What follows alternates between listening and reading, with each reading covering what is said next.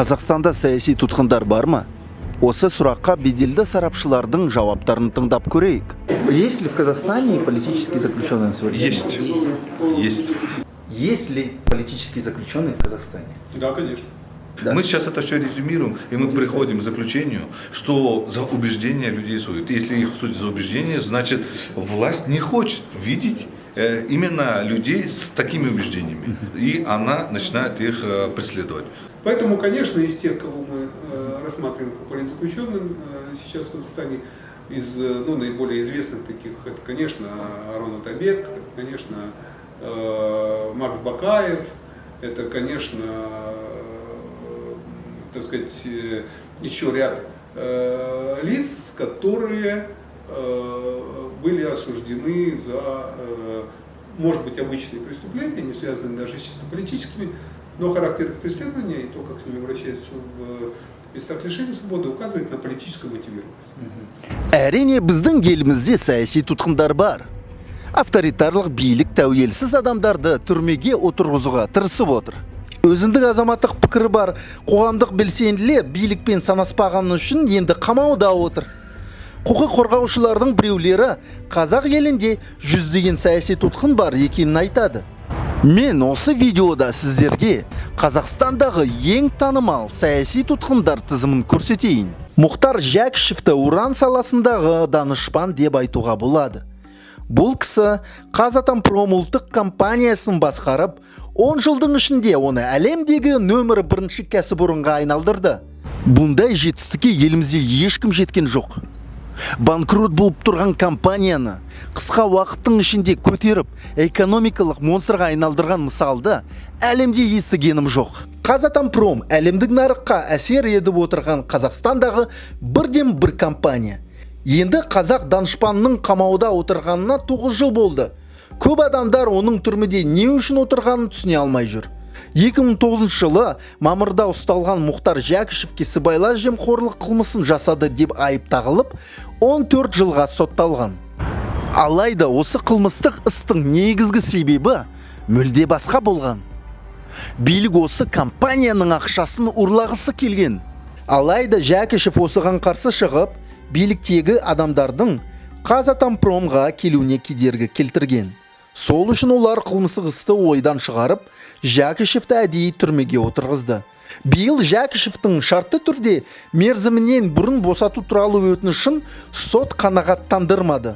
Неге десеңіздер, сот Ермек Шымыровтың айтуынша, заң бойынша бас бостандығынан айырылған адам қылмыс кезінде жасаған шығынды толығымен өтеген жағдайда ғана мерзімінен бұрын босатылады. Ал Мұхтар Жәкішев келтірген шығынды өтеген жоқ. Қысқасын айтқанда, Жәкішев қазір түрмеде отыр. Билік оны 2024 жылға дейін түрмеде қалдырады деген сыбыс жүр халықтың арасында. Дегенмен, Жәкішевтің денсаулығы өте нашар. Ол 2024 жылға дейін түрмеде қайтыс болу әбден мүмкін. Егер ол түрмеде өліп қалса, бұл өлім биліктің мойнында болады деген пікірдемін. Екінші саяси тұтқын бұл танымал қоғамдық қайраткер, нағыз қазақ патриоты Арон Атабек.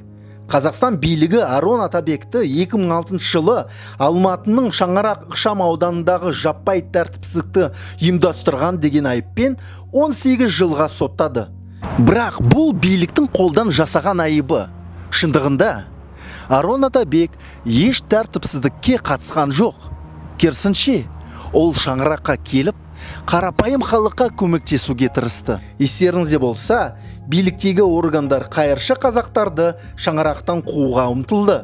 Алматы әкімшілігі қарапайым қазақтарды баспанасыз қалдыру үшін олардың үйлерін бульдозермен қиратуға кіріскен. Дәл сол күні Атабек Шаңыраққа келіп, қазақ бауырларына көмек көрсетейін, жерімізді арам тамақ билікке бермейміз деп уранданды. Сол үшін оны қамап қойды. Арон Атабектің жігері мол. 13 жыл бойы түрмеде отырған ақын әрі диссидент Арон Атабек биыл 66 жасқа толды. Шағымданбайды, берілмейді. Нағыз қазақ батыры. Оған барған құқық қорғаушылар ақынның шартты түрде мерзімінен бұрын босату немесе жазасын жеңілдетуді сұрап өтініш беру ойына кіріп шықпайтынын айтады. Достары мен таныстары Атабектің сан қырлы тұлға екенін айтса, құқық қорғаушылар оның төзімділігіне тәнті болады. Тағы бір қазақ батырымыз Макс Боқаев. Естеріңізде болса, Атырауда 2016 жылы жер мәселесі бойынша бейбіт шеруге қатысқан үшін кейін азаматтық белсенді Макс Боқаев 5 жылға сотталып кетті. Ол не үшін жер митингісіне қатысты? Себебі билік жер телімдерін шетелдіктерге сатпақшы болған. Киелі жеріміз шетелдіктерге берілмесін. Шетелдіктерге жерімізді сатуға болмайды. Боқаев дұрыс қадамға барды. Шынын айту керек, сотта Боқаев өзіне тағылған айыпты мойындаған жоқ. Иә, жер митингісіне қатысты, бірақ еш заңсыз әрекеттерге қатысқан жоқ. Айтпақшы, Боқаев қатыгез биліктен қорықпайды. Керісінше, оның айтуынша, қазіргі жағдайда түрмеде отыру өкінішті де ұят те емес. Мына биліктің ұяты мүлдем жоқ. Билік батыл әрі тәуелсіз адамдарды соттауға тырысып жатыр. Билікке батыл халық керек емес. Ол үшін момын, мал сияқты, һәм тіл алғыш халық қажет.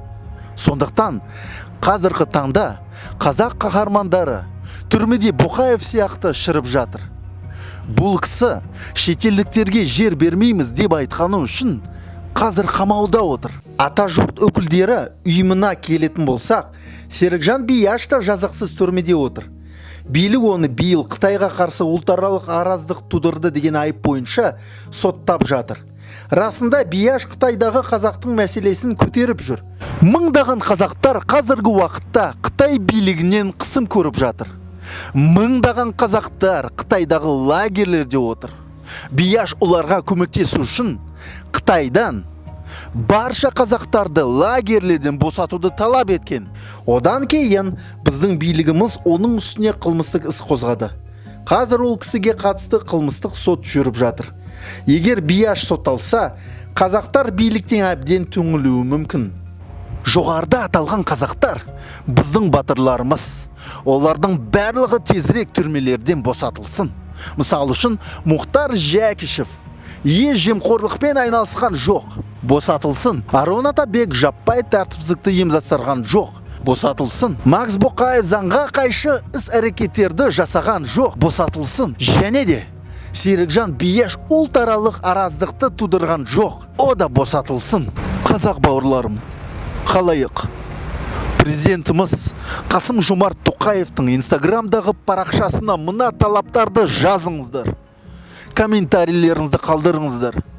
Президентіміз халықтың талаптарын көрсін. Белсенді болайық ағайын. Егер осы видео сіздерге ұнаса, міндетті түрде лайк басыңыздар.